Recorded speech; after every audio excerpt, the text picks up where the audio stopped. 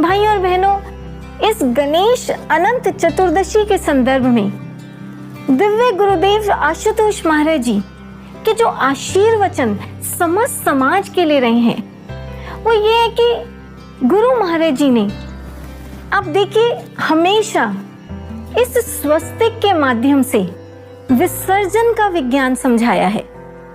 श्री महाराज जी बताया करते हैं कि यह स्वस्तिक, ये श्री गणपति का प्रतीकात्मक चिन्ह है, ये सिंबॉलिक गणेश हैं।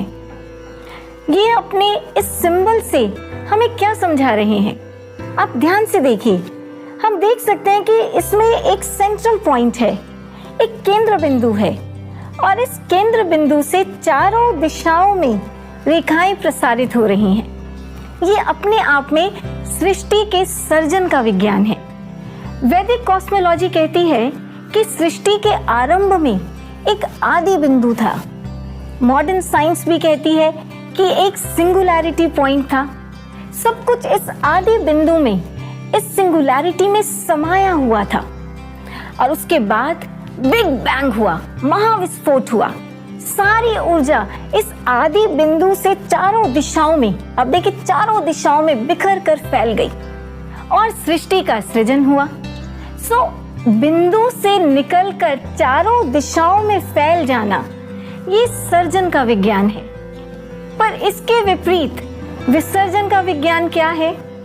गुरुदेव श्री आशुतोष महाराज जी बताया करते हैं कि चारों दिशाओं से सिमट कर वापस इस केंद्र बिंदु में समा जाना, retracing back to the central point, ये विसर्जन का विज्ञान है।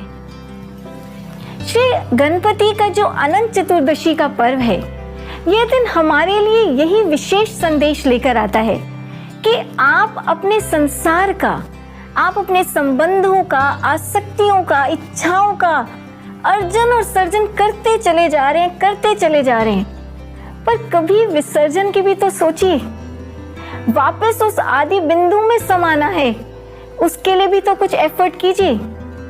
आर्किमिडीज एक बहुत ही सफल मैथमेटिशियन हुए हैं। वो कहा करते थे, I can hold the whole world on my finger if I get that steady stand point. मैं पूरी पृथ्वी को अपनी उंगली पर उठा सकता हूँ अगर मुझे वो एक स्थिर केंद्र बिंदु मिल जाए। आर्किमिडीज अपनी जो मैथमेटिकल रिसर्चेस थी, उसके बल पर उस केंद्र बिंदु को, उस सेंट्रल पॉइंट को नहीं ढूंढ पाए, पर हमारे ऋषि मनीषियों ने, हमारी पूर्ण